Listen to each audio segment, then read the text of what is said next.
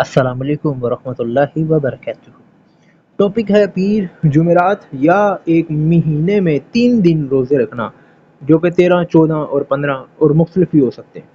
حدیث میں آتا ہے، حضرت ابو قتادہ رضی اللہ عنہ بیان کرتے ہیں، رسول اللہ صلی اللہ علیہ وسلم سے پیر کے روزے کے بارے میں دریافت کیا گیا تو آپ نے فرمایا، یہی میرا یوم پیدائش ہے اور یہی یوم نبوت، یعنی اسی روز مجھ پر وحی نازل کی گئی۔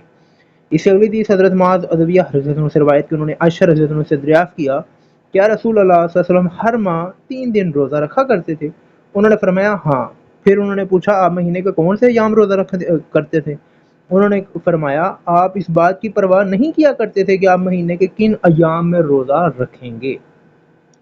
اسی طرح اس سے اگلی حدیث حضرت عبداللہ بن عمر بن عاص رضی اللہ عنہ بیان کرتے ہیں، رسول اللہ صلی اللہ علیہ وسلم نے مجھے فرمایا، عبداللہ مجھے بتایا گیا ہے کہ تم دن کو روزہ رکھتے ہو اور رات کو قیام کرتے ہو۔ میں نے عرض کیا، جی ہاں اللہ کے رسول۔ آپ صلی اللہ علیہ وسلم نے فرمایا، ایسا نہ کیا کر، روزہ رکھا کر اور کبھی نہ رکھا کر، رات کو قیام بھی کیا کر اور سویا بھی کر، کیونکہ تیرے جسم کا تجھ پر حق ہے، تیری آنکھ کا تجھ پر حق ہے، تیری اہلیہ کا تجھ پر حق ہے، تیرے مہمان کا تجھ پر حق ہے۔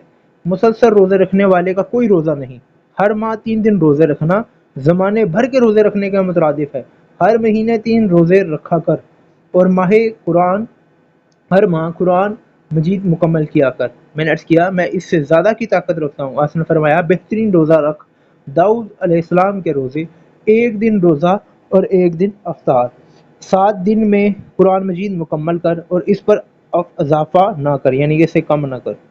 ٹھیک ہے، ڈیلی بیسس پر روزہ بھی نہیں رکھ سکتے اور 7 دن سے کم قرآن ختم بھی نہیں کر سکتے۔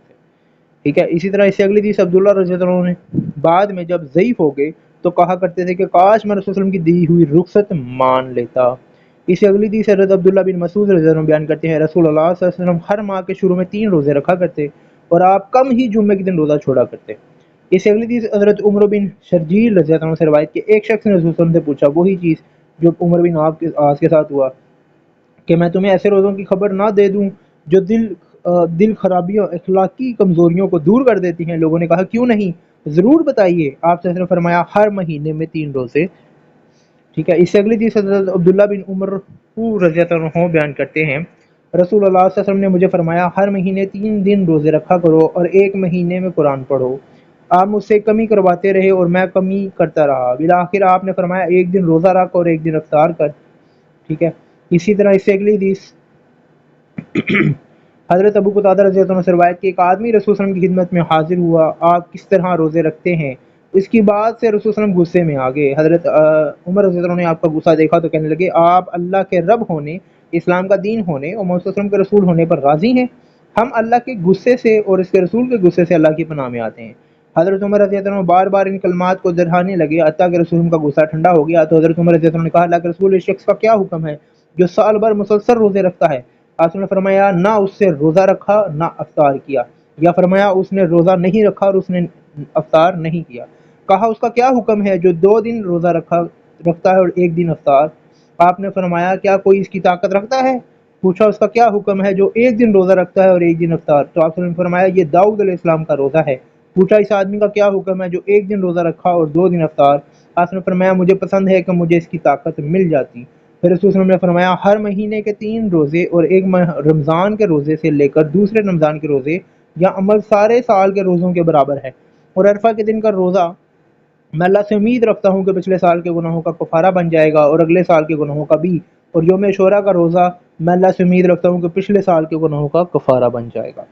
اسی طرح اس سے اگلی حدیث حضرت عائشہ سے کہ رسول اللہ صلی اللہ علیہ وسلم پیر اور جمعرات کے دن کا روزہ رکھا کرتے تھے۔ ٹھیک ہے، اس سے اگلی حدیث امہات المومنین کے بارے میں بھی یہی سیم ہے کہ ذو الحجہ کے پہلے 9 دن عاشوراء محرم اور ہر مہینے میں 3 دن اور ہر مہینے کے پہلے سوموار اور جمعرات کو روزہ رکھا کرتے۔ اسی طرح اس سے اگلی حدیث میں بھی کہ پیر جمعرات کے روزہ اعمال پیش کیے جاتے ہیں، لہٰذا میں پسند کرتا ہوں کہ میرے اعمال اس سال میں پیش کیے جائیں کہ میں روزے سے ہوں۔ اسی طرح اس سے اگلی حدیث میں آتا ہے کہ پیر اور جمعرات کا روزہ رکھتے ہیں تو انہیں چھوڑتے نہیں۔ آپ نے فرمایا، بندوں کے اعمال، یعنی کہ وہی سیم پچھلی والی حدیث کی طرح۔ اس سے اگلی حدیث میں آتا ہے، اسامہ رضی اللہ عنہ سوار ہو کر اپنے مال کے پاس جایا کرتے تھے کہ جو وادی کراہ میں تھا، تو وہ پیر اور جمعرات کا روزہ راستے میں رکھا کرتے۔ میں نے ان کو پوچھا کہ آپ سفر میں پیر اور جمعرات کا روزہ کیوں رکھتے ہیں حالانکہ آپ بوڑھے اور ضعیف یا کمزور ہیں؟ تو انہوں نے کہا، رسول صلی اللہ علیہ وسلم جمعرات اور پیر کا روزہ رکھا کرتے تھے اور فرماتے تھے کہ جمعرات اور پیر کے دن لوگوں کے اعمال پیش کیے جاتے ہیں۔ اس سے اگلی حدیث ابو ہریرہ سے کہ نبی صلی اللہ علیہ وسلم پیر اور جمعرات کا روزہ رکھا کرتے تھے۔ آپ سے عرض کیا گیا اللہ کے رسول صلی اللہ علیہ وسلم آپ پیر جمعرات کا روزہ رکھتے ہیں؟ تو آپ نے فرمایا بے شک پیر اور جمعرات کے روز اللہ باہم قطع تعلق کرنے والے دو آدمیوں کے سوا ہر مسلمان کو بخش دیتا ہے اور فرماتا ہے ان دونوں کو چھوڑ دو حتیٰ کہ وہ دونوں صلح کر لیں۔ اسی طرح اس سے اگلی حدیث حضرت ام سلمہ رضی اللہ عنہ بیان کرتی ہیں رسول اللہ صلی اللہ علیہ وسلم مجھے حکم فرمایا کرتے تھے کہ ہر ماہ 3 روزے رکھا کرو اور ان کی ابتدا پیر سے ہو یا جمعرات سے ہو۔ اس سے پتہ لگ گیا پیر سے یا جمعرات سے ابتدا کر سکتے ہو۔ اس سے اگلی حدیث ابن عباس رضی اللہ عنہ بیان کرتے ہیں رسول صلی اللہ علیہ وسلم حضرت سفر میں ایام بیعث 13، 14 اور 15 تاریخ کا روزہ نہیں چھوڑتے تھے۔ اس سے اگلی حدیث حضرت ابو ذر سے بھی سیم اسی طرح کہ جب تم مہینے میں 3 روزے رکھو تو 13، 14 اور 15 کا روزہ رکھو۔ اللہ پاک سے ہم دعا کرتے ہیں اللہ پاک ہمیں ہدایت دے، ہدایت کا ذریعہ بنائے، عمل کرنے کی توفیق دے۔ اللہ پاک سے ہم پناہ مانگتے ہیں تمام برائیوں سے، شیاطین سے، منافقین سے، تمام غرور و تکبر سے اور ایسی تمام چیزوں سے جو ہمیں دوزخ کی طرف لے کے جانے والی ہیں، عذاب کی طرف لے کے جانے والی ہیں۔ اللہ پاک ہمیں اپنی پناہ عطا فرمائے۔